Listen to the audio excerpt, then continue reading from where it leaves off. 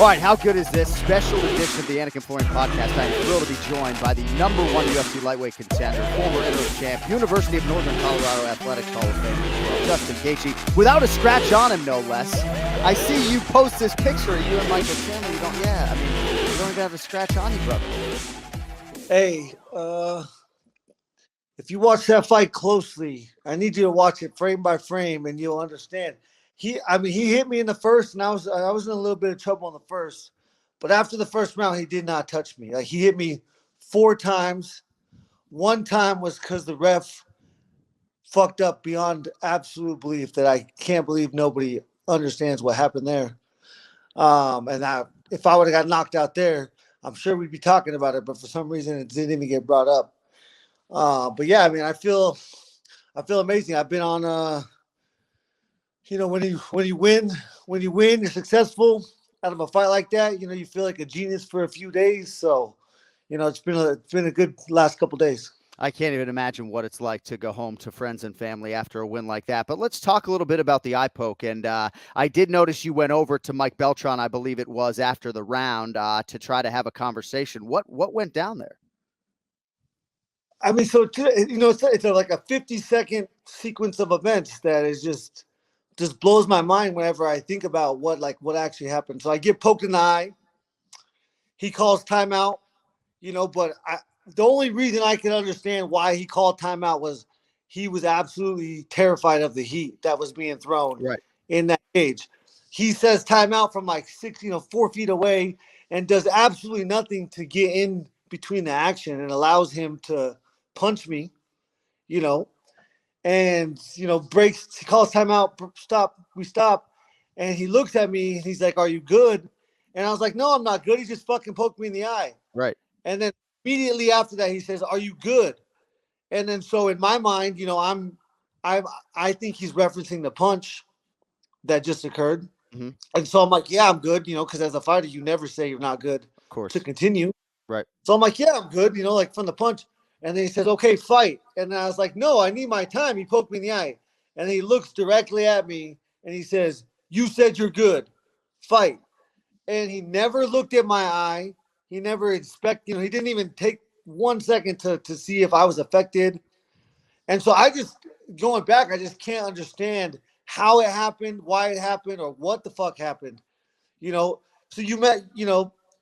once you call timeout, you've already acknowledged this. The procedure starts. There's a procedure that starts. There's a definition. There's a rules. There's just a procedure.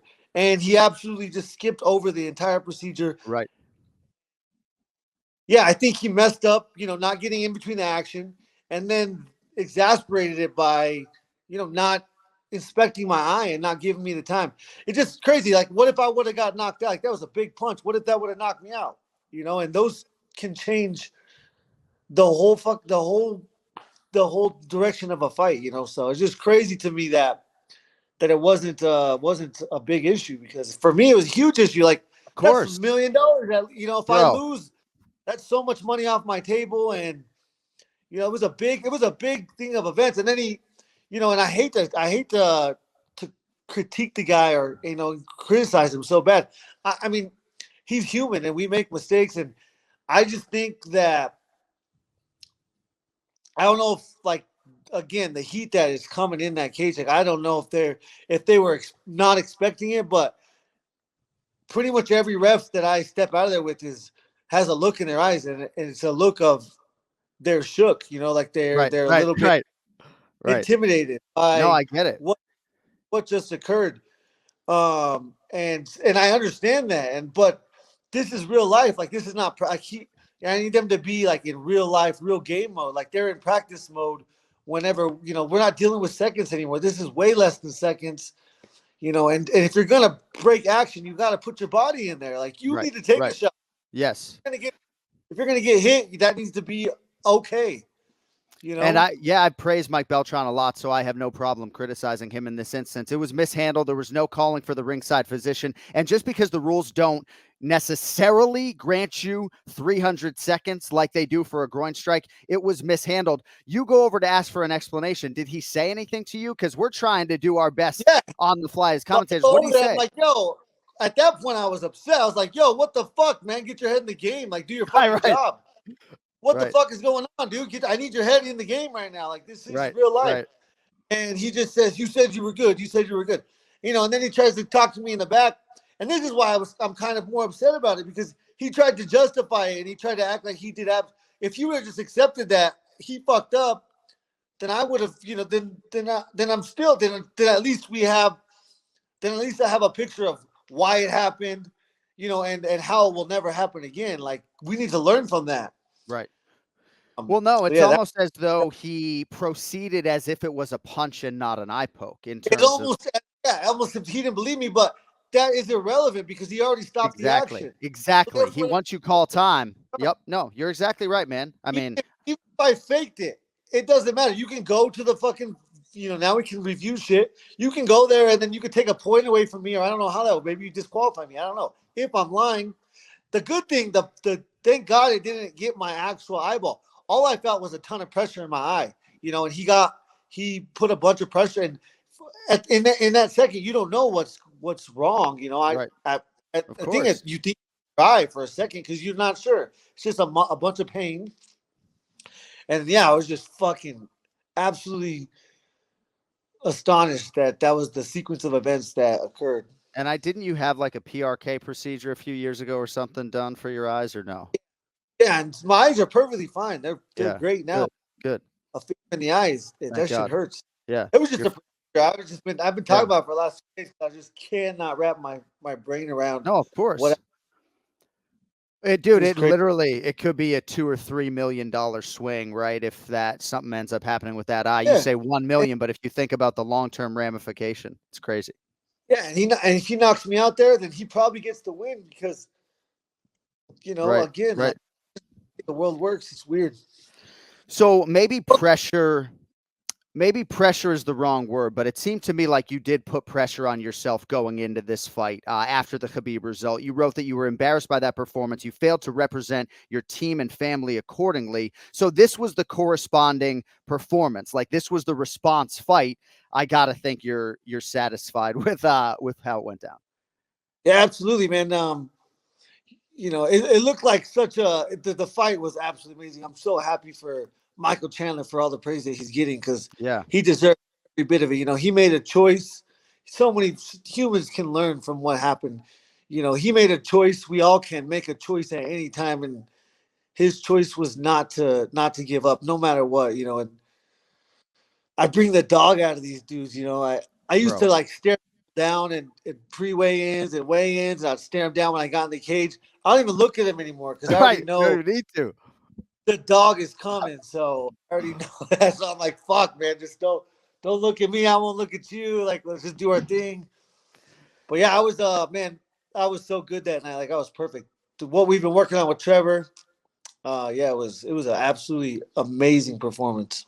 So I've heard you use phrases like selective engagement at times, and much has been written, obviously, about when you go from 18-0 to 18-2 in like 5 months in your career. And maybe there was some sort of pivot. At the very least, there seemed to be a conversation between you and Trevor in terms of your goals and your focus on the undisputed title. You've been almost perfect since, right? Other than the Khabib fight, you have been almost perfect since that time. So I don't know. What do you have for me on that? Yeah, I think it's just again a choice. You know, a lot of things. You know, like the fighting without fans was such a learning. Like I said before, you know, I think I think it was going to help because I think it was a learning process. I think every fighter that experienced that should have, in like the smallest capacity, tried to understand if, when, and how they're affected by the outside energy. And you know, when there was no crowd, I was able to see in the Tony fight that I was probably affected previously in prior instances. And then in the Chandler fight, I did not hear the crowd one time. Like, it was like I was fighting in the arena where I fought Tony Ferguson. It was just crazy. I didn't hear a sound, you know, other than a couple words from Trevor. But yeah, it's just I was so, you know, honed in on the night. So in terms of you and Trevor, and you're both humble. See, that's the thing. It's like, as a professional fighter, like, some people inevitably are going to think you're overconfident, right? But it's like, people who know. And you guys like don't have egos, man. Like when I talk about Trevor, it's like, dude, he gave up a job broadcasting, right? Because he has no ego. Yeah, Otherwise he'd still be on television, you know? yeah. And I mean, it's crazy. Yeah, you just with this game. I mean, you if you understand that, I think chance more than luck, but that's always going to be a factor, and you can't control that. So you try not to dig. Like you've seen it in the past where people dig this hole with their words, and then this is not a game anymore, and then shit happens, they get knocked out or whatever, and it's so hard to come back from that. So I think it's a kind of a preservation thing where I know I'm not done here, and I know that I have a lot of fights left, a lot of fight in me. So you can't allow yourself to think you are this unbeatable, infallible, invincible person, because when you lose, like, what is the answer to that? Like, Right. there is no answer. There's no coming back from that. So you have to understand, you have to keep yourself grounded. But again, after this, like something like that, you feel like an absolute genius. Like Of course. just my dude, my timing, the ability to judge space, the ability to make his feet move and to dictate, when we would engage. He was so fast in the first round. He's so fast the whole time. Even, I'm a little bit disappointed. I could have finished that fight, and I could have, but the risk assessment would have been, he was still too dangerous, no matter what, because of the choice that he made. Yeah. Got dropped in the second round. I should have put it away then, but I wasn't able to. And yeah, I mean, the risk assessment there's a constant risk every half second. There's a risk assessment that's going on, and you can't be biased when you're taking this information in, and you have to make a judgment. You can't process it. It just has to be an intuition type thing. Right. So that risk assessment never allowed me to go there because he was so fucking dangerous at all times. It's amazing to hear you dissect your own performance. And I think if ever there were a time where a 15-minute win is better than a finish, you can argue this is the one. I mean, this fight's going into the UFC Hall of Fame. You're probably going in on your own credentials individually as well. You were competing for a title shot on Saturday night, and I guess winning a close fight probably would have been enough, but now you have left no doubt. And thankfully, I guess the calendar aligns, right, with these two guys fighting in about a month. So what are your thoughts on having some time to recover and potentially having 6 or 7 months to wait for the winner? 6 or 7 months to work. Yeah, right. Man, this right. is no time. There's no time to take any kind of your foot off the gas right now. Yeah, man. Again, the possibility of revenge at Poirier, but the more I think about it, the more intrigued I am to fight Charles Oliveira. Sure. I stand by every single thing I've ever said about him. I think he's extremely talented. You don't ever want to fucking play jiu-jitsu with Charles Oliveira. But, like those refs, he's scared of the heat. And I promise you, whenever I start, he will be scared of the heat. And that'll be a spectacular way for me to prove a lot of people wrong. So Kenny Florian said this week to our listeners, the difference between you all and Justin Gaethje and Michael Chandler is everything. Like, basically the difference between a guy like me and a guy like you is basically everything. And you and I have some similarities. Obviously, we both like to play golf. But when did you realize athletically that maybe you were different than, say, a guy like me? Yeah, as a child, definitely. Yeah. I mean, I was in high school. I was the punter, the kicker, the quarterback, and the strong safety of the football team. Like, I've always been and that's, I love the fact that there's people out there that dissect these fights. Like, what I do is fucking spectacular. And I am starting to become, I need to believe, I didn't believe in it still. Like, you still question it constantly. But, after this fight, I would be a fool to not understand that my skills are fucking incredible when it comes to, like, hand-to-hand combat. And you could even say that it's not boxing because it's different. But, my ability to again, Newton's laws of physics, dude. Like, physics, it's everyone laughs at me at the gym when I'm like, dude, it's physics. It's all fucking physics. It's constant physics. Every reaction's gonna have a reaction.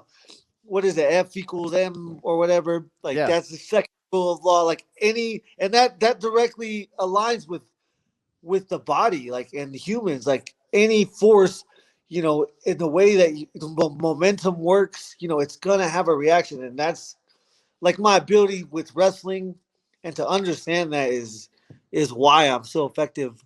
But yeah, I don't know. It's just crazy. But the amount of force that I can create in small spaces is incredible. The amount of force that his brain took is bro, incredible. dude. I Uh, mean, like, Again, the crazy thing for me, and it makes sense. Like, if you would have taken me down in the third round and somehow gained top control for, like, say, the last 1 minute and 30 seconds, I think he would have won that fight on the scorecards. And I wouldn't even. And that's just how it works. But the crazy thing is, like, if you saw what was happening, I was fucking like, if that went 5 rounds, he took more damage in 3 than I think Tony took in 5, because wow, everybody is, like, he is so tense that every single bit of energy is being absorbed into his body. Like, if you could roll with punches, Tony, like, Tony, like, be like water, like, like Bruce, like, sure. it's a method of your body, like how tense you are whenever you're actually getting that strike for that millisecond of time.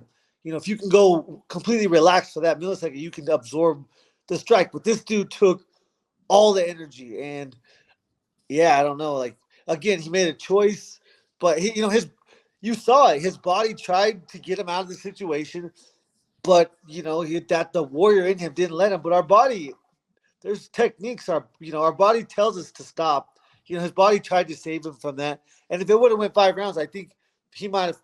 Like, I hate to say he would have died, but I don't know. Like, the shape that he's in now would have been exasperated. Right. 60%, because he was going to get hit more.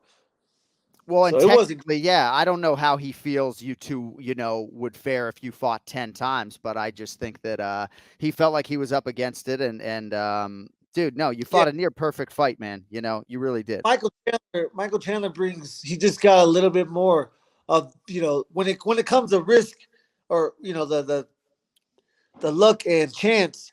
His factor is always like plus 5% of anybody at any time of the fight, as long as he chooses, to do that. Then, and so he's so dangerous because he's so explosive. It's fucking amazing. So, dude, when I hear your fans argue about like your most exciting fights, right now, there's like this side argument. People are trying to figure out in 2017, right? You got the Michael Johnson supporters, the Eddie Alvarez supporters. It's insane, right? Like, so some people say this is the greatest UFC fight of all time. And then you have other people saying this is Gaethje's fourth most exciting fight. It's a great conversation, I guess, when you're in the center of it. Yeah, I mean, recency bias will always be a factor. Yeah. Um, it's the worst thing and the best thing. Now, the Khabib thing's always an issue, but with what I did on Saturday night, it becomes such less of a factor or a part of the conversation Well, and because of right, right, exactly. A couple more minutes with Justin Gaethje, and I appreciate your extra time here. So you were recently inducted into the Northern Colorado Athletics Hall of Fame, and I just came across something you wrote. You left home to wrestle there in 2007, 2008. Didn't know one person when you arrived, and you talked about the athletic department staff having their hands full keeping you on the mat for 4 years, and you're very thankful that it ever gave up on you. Are you more coachable now by a considerable margin than you were back then? I guess I'm just curious what you mean when they sort of kept you on the mats for 4 years. Yeah, that was by them keeping on me in the classroom. No, I've Okay, always been this, so always been willing to work harder than and athletically. with any, but to be on the mat, you had to get the Right, grades. right, So, right. Yeah, and you had to go to study hall every night for 2 hours, and I absolutely refused. And yeah, I was like, "Fuck, yeah, I'm not doing it. I'm not right, doing it." And then they would, you would get in trouble. You'd have to flip tires. I'll be like, "Fuck it, I'll flip the tires." Like, right, right. I'm not going in there and sitting there for 2 hours. I'm not fucking doing it. Like, every night. And I should have been doing it, obviously, but Yeah, I was not in school to go to school. I was in school to right, compete, right. wrestle, to be the I was, best wrestler. yeah, I was not a good Uh, student either, and I have no excuses. All right, rapid fire questions on the way out with Justin Gaethje. You just got new golf clubs. I'd imagine, are they custom? Like, what kind of golf clubs do you buy? Brand new set of PXGs, and I got them fit to me. Yes, Okay. Um, do you wear your golf glove when you chip or putt? I wear it all 18 holes. Okay. I don't All right. need to. I take mine off to putt. I told your buddy Daniel Cormier to do the same, but he doesn't listen, you know. All right, so you play golf most Sundays whenever possible in your life. Lowest round of your entire life is what? I shot a 78 once, but it was on a par 70, so it doesn't count necessarily. Already knocking himself. It counts in my book. But I shot 82 the Sunday before the fight. That was a good round. That's good, man. Good for you. Yeah, I was wondering how close to the fight you play that Sunday. Kid's not worried. Yeah, but that was the only time I played in the 6 weeks prior to the fight. I was working. I had no time. Sundays were rest. If I didn't rest on Sunday, Monday, Tuesday, I was fucked. Yeah. Kid's not worried about a fucking blister, I can tell you that. All right, so when you're done fighting, are we more likely to see you on a television desk talking about MMA, coaching wrestling or MMA, or maybe making a run at the senior tour? I think if you put in the hours, you can make a run at the senior tour. You're gonna be 33 in like 3 days? I need to just keep gaining this celebrity status so I can play in these celebrity golf tournaments for the rest of my life. I'm telling you, that's the goal. That's the end game. All right, last question. One thing your twin brother is better at than you. Being a father, being a husband. Yeah, right. Which is actually harder than what you do, believe it or not. Oh, sure, I could imagine. Yeah, dude, my life. When Kenny Florian says people, whatever, like we're different. We're just weird, man. I've been the fight. I've been at my house. I live by myself. Like I've been here. I'm like so fucking bored. I go to the office. I went to the gym yesterday to see the fighters. But yeah, we're bored, but yeah, like I've just sacrificed everything to be able to be in this position. Like no kids, no wife. I don't. My birthday's this weekend. I'm sure I'll be in my house by myself.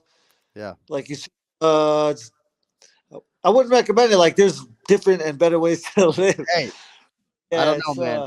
I mean, I think you're doing a lot of things right. And I don't know that I've ever seen a focus in your eyes quite like I saw Saturday night. I think somebody mentioned on the broadcast he was trying to fight your ego and, eyes fixed on the target. The one good eye you had left. Thanks, Mike Beltran.